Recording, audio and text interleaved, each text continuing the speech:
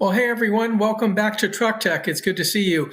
We were off last week because of the FreightWaves Global Supply Chain event. There are some great content out there.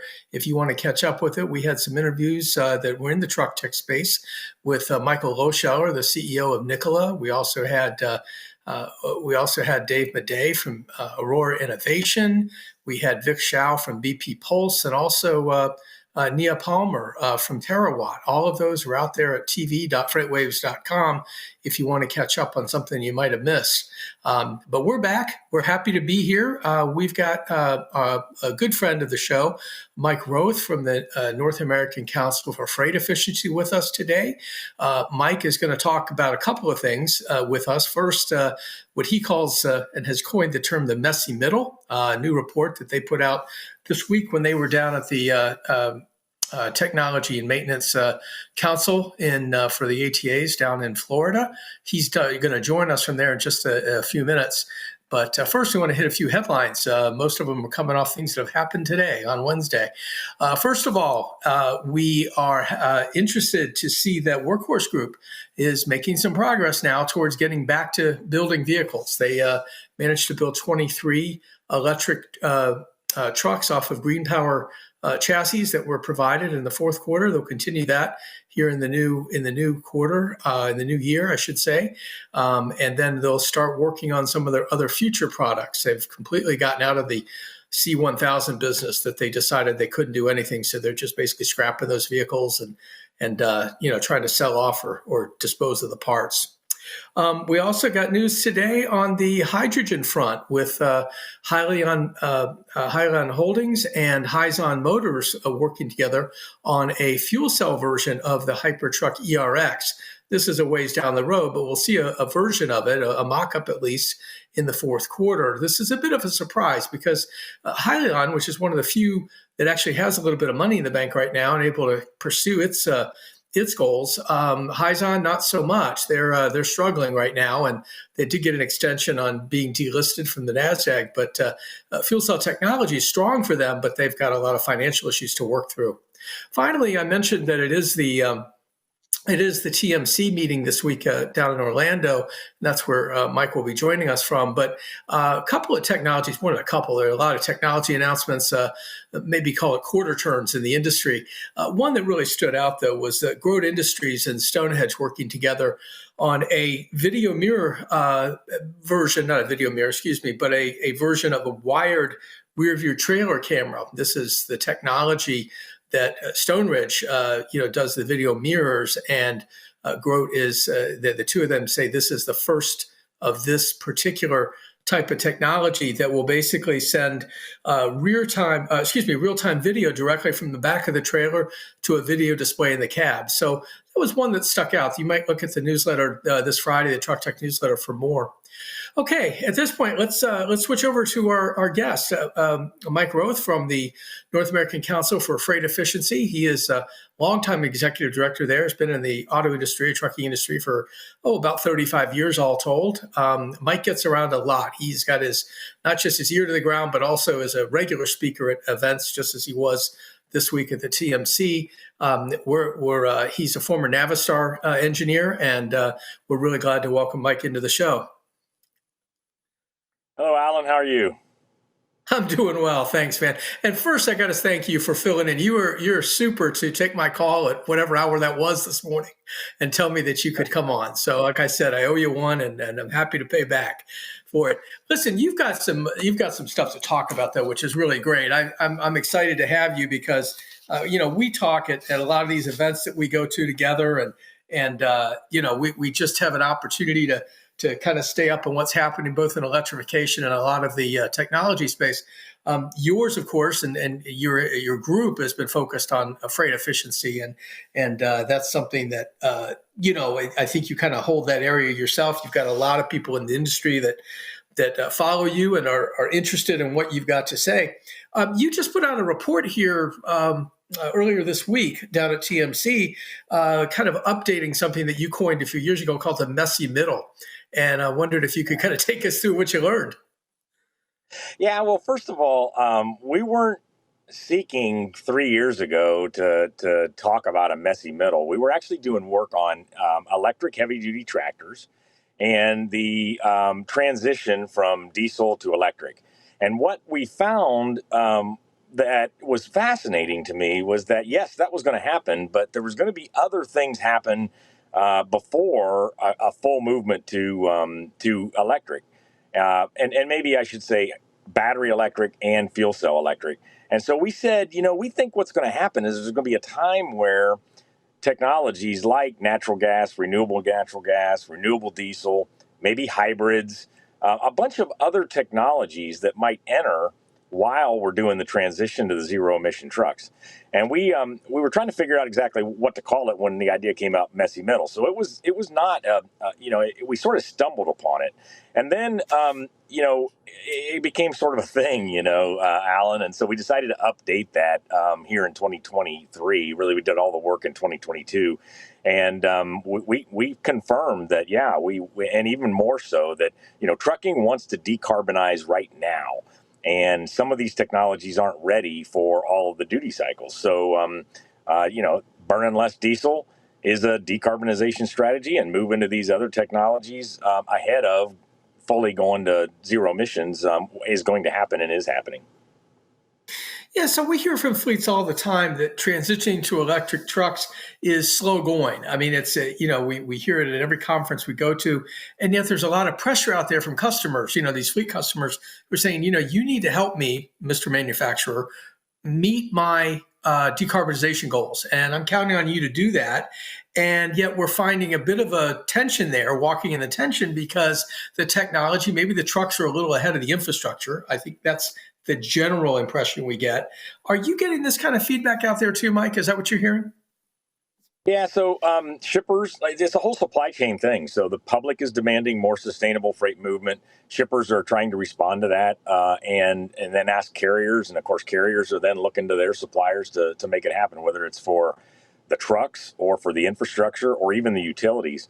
I would maybe disagree that it's taking longer than we thought. Of course, this is not something that's going to happen overnight. But things like terminal tractors, e-commerce, some of those are moving to battery electric, really quickly. Now, heavy duty tractors, even regional haul heavy duty. In our report last summer, we talked about how we're pretty secure with about a 200-mile heavy duty tractor. That actually takes more of the market than a lot of people think, but still a small part of the overall heavy duty truck market. So, yeah, a bit slower. And I would definitely agree with you on the infrastructure. Yesterday at a panel here that I participated on, Rob Reich of Schneider was really talking about how they're being driven to do the sustainability piece, and really looked across the panel at PepsiCo saying, here's PepsiCo taking incredible actions with their private fleet, and Rob and Schneider haul goods as a carrier for PepsiCo. So that whole that's scope 3 emissions for PepsiCo, and scope 1 for Schneider. And, that's really what's happening out there. And, it's a time to act. I mean, that's one of the biggest thing we said this week is, and my colleague Jeff Seeger said it really well. He said it used to be that, freight got moved by how fast you could get it there, by time and by money. And now there's a third element to that. It's time, money, and how sustainable are you moving my freight? Now, not every shipper's doing that, but it's definitely happening, Alan. Well, I guess I have to insert here because I'm always impressed at how scrappy the Diesel Technology Forum is in terms of selling their story. That is, that diesel is cleaner than it's ever been, and that sort of thing. You also, in some of your earlier programs, have looked at things to help those diesel trucks. I mean, until you got into doing run on less electric last year, everything was kind of focused first on, I think, long haul, and then on medium duty. So you're very familiar, and you come out of the diesel business, right, at Navistar. Right. What are these guys doing? Are they going to be able to make their case? They, like I said, they're scrappy as all get out, right? Yeah, a few things. I mean, there's nothing like competition for the current baseline or the current technology to improve. And we've seen that. We've seen that with, of course, NOx and PM through regulatory measures, but also in carbon and fuel economy measures. And, you look at what we've done to increase the fuel economy of diesel tractors from, 5 to 6 to 8, even 10 mile per gallon in some cases is huge, and it's saving $5 a diesel fuel right now. But that's not going to be good enough. It's just, I don't know if this will play with you or with the whole audience, but diesel fuel has been fantastic for moving freight. And we have a chart in our report. The problem is that it creates a lot of emissions. It's bad for our environment. And over time, we're going to have to figure that out. And it's starting right now with some of these, zero tailpipe emission vehicles that are going to run off of, either green hydrogen or a much cleaner electric grid with respect to renewables. Yeah. We were listening to Thomas Healy from Highland earlier today on their earnings call. And he said, and Thomas is interesting because, he's doing a hybrid program with natural gas and renewable natural gas and electricity, beginning to make a little bit of progress, I think, with California in terms of kind of being accepted into the Cool Kids Club there. It was hard for him initially, and of course today they did announce a program for a fuel cell truck. But he said today, he says that one large fleet he had talked to, and of course he didn't identify them, but he said they've already sworn off battery electric trucks until the infrastructure issue is meaningfully addressed. What do you make of that? Have you heard comments like that? Well, certainly, you can't answer that question without understanding who the fleet is and what kind of operations they have, right? So let's just look at heavy duty tractors, and I'll make this really straightforward. If you're a disparate route, long haul carrier where you are not sure where you're going, then he's absolutely true. If you're a LTL, return to base, but very long haul, all the LTL carriers, Southeastern Freight Lines, Old Dominion, UPS, FedEx, those folks, they are driving, 67, 68 mile an hour for out 250, 300 miles, dropping their trailer or doing a cross dock and returning in the same day. That's not ready for battery electric, even though it's a pretty consistent route where the truck goes to those two bases and could charge there. We still don't have the trucks to do that. But if you're in city tractors and beverage and a lot of even groceries, food and beverage, drayage, some of those things where it's a consistent run, shuttling, manufacturing shuttles, where the truck stays on that route and has opportunities to charge. That's really exciting, and that's a battery electric truck now. So, I would say, if he's talking about the first or the second, I would say he's absolutely right, and I agree with that fleet. And those are somebody who absolutely should consider some of these technologies in the messy middle. Leon and Thomas, a good friend of mine, I've known him since he was at Carnegie Mellon, and he's done a fantastic job creating a technology that can be implemented ahead of some of these longer term solutions. Yeah, let's stick with that for just a minute because another company you're pretty familiar with, Cummins, is now really pushing hard on this whole idea of fuel agnostic engines. They started with a natural gas that comes out next year and 15-liter natural gas. Then they're looking at hydrogen in 2027 and a few others. Where are you on sort of these interim steps, if you will? You're still burning stuff, right? I mean, you're not zero emissions, but you're getting down there. Where are you with some of that? Yeah, so we part of what we announced this week is that we're going to dive into those messy metal technologies. So we are going to be doing what we call a confidence report on renewable natural gas, compressed natural gas tractors this year. And so we'll get into it and really start to not only understand what that technology can do in the sustainability area and how it would perform and so forth, but also, how fleets could do that and then later on move to battery electric or hydrogen fuel cell. Because one of the things that we had as a finding in the report this week was that we want manufacturers and fleets to really understand your capability around your pipeline. And what we mean by that is that, if you're a fleet and you want to go to natural gas or renewable natural gas or even hybrids, do you have the capital, the funds to do that and the resources to get it done, before then maybe the zero emission comes and you want to do it. So, yeah, absolutely. Now you said something kind of interesting, and not all of the alternative fuel folks like us saying we're going to burn hydrogen in an engine or we're going to burn this in an engine. You're absolutely right. It's still combustion. And so, there, even though some of the results of that combustion are really low compared to diesel, it's not zero. And there's a benefit to zero. Now, that doesn't mean there's not a good thing around near zero or better than diesel. We just have to figure out how to fit that in. Another thing around this pipeline would be like the truck builders. All the truck builders need to very seriously look at all of these solutions and figure out which ones they're going to put into their models. I would submit engineering all of these solutions in all of their truck models is too much, and they may not do it, all of them well. So they're going to have to pick and choose given their market segment, and it's going to be really exciting times to watch here, Alan. Well, you can take a different message to pretty much every show right now. You don't have to stay on message because you can switch them around. You got lots to talk about. You counsel fleets and others that, they really need to understand, and you kind of covered this, but I want you to go back to it. This idea that there is you got to know certain things about your fleet, your diesel fleet. You've got to know, what are their duty cycles? What are their loads? Where are they going? Which you've already talked about. Are these guys getting the message that they need to do this? Yeah, that's a great question. I think the industry's always been smart around placing technologies, in the right place. But diesel was very forgiving, and what I mean by that is, you could pump, 200 gallons into a truck if you're doing 8 miles to the gallon now. I mean, that's kind of at least 3 days of driving.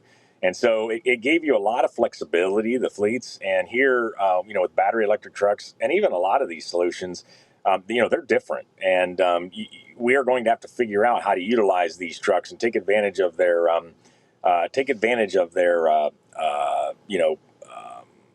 benefits and use those. I mean, I've talked a lot about how I believe battery and hydrogen fuel cell trucks are going to attract a lot of truck drivers to our market. I'm very excited about that. Yet we have to deal with some of the challenges. I mean, it's not going to be a perfect transition. Yeah. Well, I think what you're talking about is sort of reward, driver reward, things like that. I some of your videos that are out there on your site, you've got some drivers saying, man, I can't believe after 35 years, they picked me to be the guy, to be in the truck. And I can remember a couple of years ago riding with a veteran driver in one of those early Freightliner e-Cascadias. And he was saying, oh man, he said, I get home and I'm not exhausted anymore, because I can actually, I can't. I just have to talk about it. I mean, we were shocked when drivers told us, "Well, I don't want an AMT. I want to keep a manual transmission." And then when they got into an AMT, they would never give it up. We are going to see that 10, 20, 30 fold with respect to these battery electric trucks. I mean, every driver I've ever heard just like, there's no way I'm going back to diesel. Matter of fact, there's an issue at some of these fleets where they're putting a driver in a demo truck maybe for 3 months. And the guys or women, they're just like really upset when the fleet has to give that demo back and they got to go drive a diesel. Hello, Freightliner. I think they did that. All right. So here's a question for you. I guess I'm going to let you explain it. I think I know the answer, but I'm not sure our audience does. Why do the drivers want to be in these trucks versus diesels? I mean, elementary question for you and me, but yeah, well, they're so quiet and clean. And but the bigger thing is how they handle getting out of a dock onto the road, out onto the freeway. They're incredibly smooth. There's no shifting. The automated transmission is really a manual transmission shifted by a robot, and so you still get major changes in RPM. That whole cab rocks back and forth. Yard tractors, it's like a golf cart, not a truck, moving trailers around a yard. And it's just extraordinary. I mean, one of the things that I think everybody should do is get out and go see these. There's plenty of ride and drives. They're in your local areas, run by DOE Clean Cities groups, or other magazines are doing them, or just work with your truck OEM, get in these electric and even in the hydrogen trucks and experience them. And I think you'll be blown away. And that it'll be obvious pretty quick why drivers like them. Yeah. One more before we move on to the run on less electric depot, and that is the whole idea around these trucks are expensive. There is an incentive base for them. We're seeing some numbers that look pretty good. But is there, in from what you can tell, an affordability issue for these, even with the incentives? So I've called the battery electric truck, and you mentioned it earlier. I mean, there's people that like, what the hell happened to Mike Roth? He was a diesel truck guy, and now seems so proponent of batteries. I think one of the things that just really comes out is that the battery electric truck is really a simple drivetrain, really simple. I mean, it's batteries, small cooling systems, electronics, motors, and wheels, and you plug it in and you go. The efficiency is really high. It's very, very simple. And Alan, I don't think we've yet figured out the how that affects the total cost. So, I was out at the Tesla manufacturing plant not too long ago, and there's only 10 stations. A football, less than a football field. I mean, I've run truck manufacturing plants before, and there's hundreds of people building the trucks. There's less people and less space in this battery electric truck line than there is in most engine assembly areas in truck plants where they're putting cooling systems to engines and so forth. So that, along with a lot of testing and overhead and engineering costs that I think come with the complexity of diesel, with all this after treatment and everything, I don't think we've figured that out yet. So I don't think we have a clue. Well, I shouldn't say that. I think we've got a lot of opportunity to take money out of these trucks as they start to emerge. We're in the really, really nascent stages. So I'm optimistic that we can bring that price down. So that's a scaling question more than anything else, right? I mean, we've got to Well, scale these things. It's not only scaling, because I get in debates all the time with some academics and some others that say scaling's kind of cost takeout because of scaling is more of a myth than a reality. So I think there's other things embedded here that will help with electric. Now hydrogen is a little different story. I mean, it's a pretty complex system with a lot of cooling, a lot of multiple heat exchangers in these hydrogen fuel cell trucks, and that takes the complexity back up to maybe near diesel levels. So I don't know, maybe a more cost takeout opportunity in our opinion with batteries than in hydrogen. Okay, great. All right, so let's talk a little bit. I think I got the number right. This will be your fourth or fifth run on less. I'm not sure which. You'll have to tell me. But let's talk about the new one, and then first, before we do that, Mike, take us through very briefly the history of run on less, will you? Yeah, it's a great story. I love to tell it. It's our fourth. In 2016, we were literally talking about how to, make efficient trucks cool and understand, what was the best of the best out there. And we noticed on LinkedIn and Facebook, truckers bragging about their fuel economy. I'm getting 10, 11, taking snapshots of their instrument panel, telling them that. And we're like, bullshit. Are you really getting that kind of, level of fuel economy? And so we kind of put down the challenge, and we got 7 truckers to participate. We followed their trucks for 3 weeks in September. They got hit with 2 hurricanes in 2017 during the run, and they put up 10.1 mile per gallon, and that's where Run on Less was really born. I mean, we told their stories with video. 2019, we followed that up with regional haul, where we did 1 natural gas and 9 diesels, and got a lot of the big fleets involved in that. And then 2021, we tackled battery electric trucks, and we did 13 from class 3 all the way up to class 8. And, it's really fun. And in September, of each of these odd years, we stream data from the trucks. Now we're going to stream data from the charging infrastructure, but also tell their stories. We did 42 videos with Run on Less Electric in 2021. They're all out there. You brought up one with respect to the truck drivers. And we think it's really become a thing in the industry. We get asked all the time, what's going on with the run? What's the next run? So here in 2023, we are focusing on scaling electric trucks and how you get that done. So we're looking for and speaking with all kinds of fleets that are deploying a lot of trucks at one site. So this is something like 15 and more. Whether it's some smaller trucks, like you might imagine an e-commerce facility warehouse that's got trucks or vans coming in and out, all the way up to like drayage trucks to regional haul depots and so forth. And so these are probably people are out there, deploying 10, 15, 20, 30, 50 electric trucks. And this will be a lot about the infrastructure and less about the trucks. but we love trucks, so we'll also share some information on the trucks. But that kicks off with a boot camp here in a couple of months, where we do 10 episodes on bringing in experts on webinars. The run will actually take place in September, and we're just thrilled to bring it. We're a little worried because these are so new, and we'll have some real challenges and some problems that these fleets have had deploying infrastructure to share.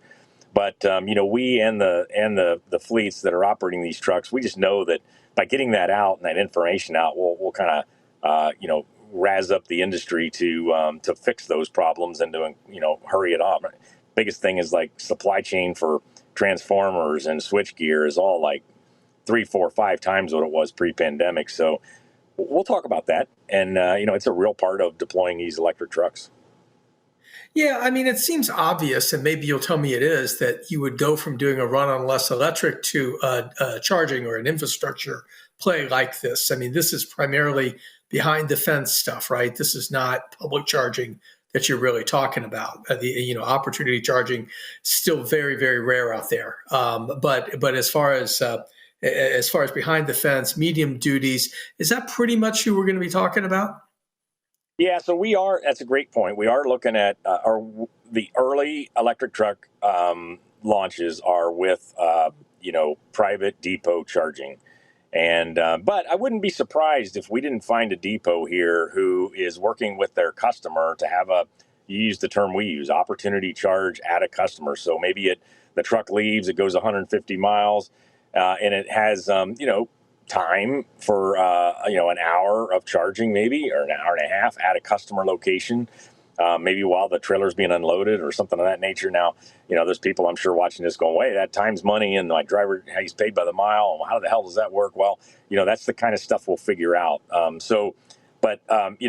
This here in 2023 will be vastly about what it takes at a depot to do this. Now, not all fleets own the property, so we're going to get in and understand that too. I mean, there's a lot of landlords who lease these warehouses, or there's a lot of dedicated. So companies will be at a manufacturing plant with the truck. So okay, somebody else owns the property. So who's going to pay for the infrastructure? What's the contract going to look like to run the trucks? All those are things that'll come up, I'm certain, as we go out and interview and spend time with these depots over the summer, and then tell their stories out in September. Now, you've got 10 boot camps, or 10 workshops, if you will. Do you get into anything around truck as a service in there? Is that one of the things that you'll look at?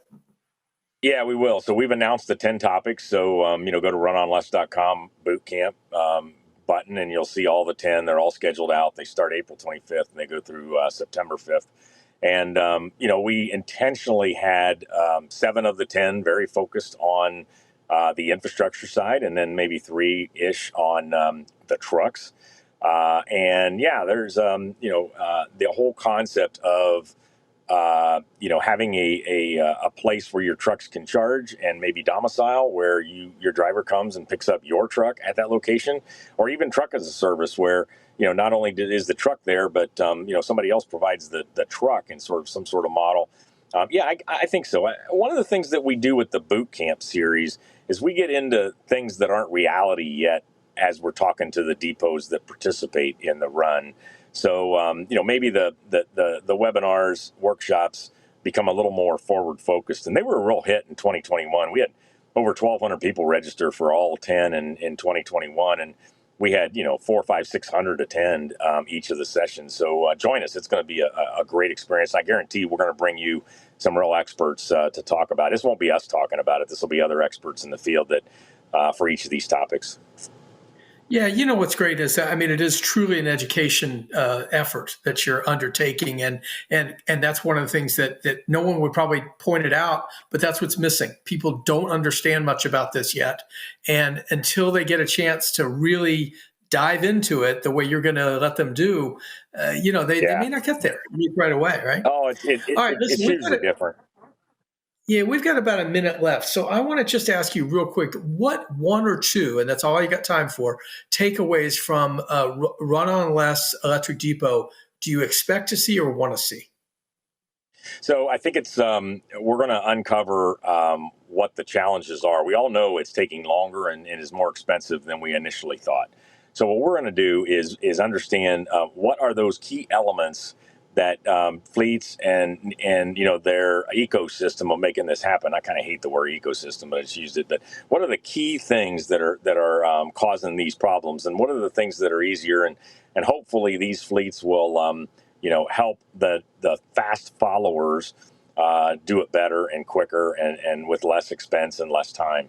So that's really what the run on less electric depot is all about here is understanding how it's going and copying best practices and figure out where we need fixes put in place. Excellent. Mike, this is terrific. We're going to have you back on. We'll do another thing maybe after Run on Less Electric Depot. Thanks again for doing this, especially as a pinch hitter. You were a great pinch hitter. You got on base with me, at least. Next week on Truck Tech, we will be joined by Daryl Adams, the CEO of Shift Group. They have some news coming out of the Work Truck Show in Indianapolis, which is sort of the next industry event coming up. And we will also be joined, we had tried before, but this time I think we're going to make it happen, by Antti Lindstrom, who is the trucking analyst at S&P Global. So we'll look forward to having both of them on the show. They'll be coming to us from Indianapolis. I will probably most likely be here. So again, thanks everyone for joining us. We'll see you next time.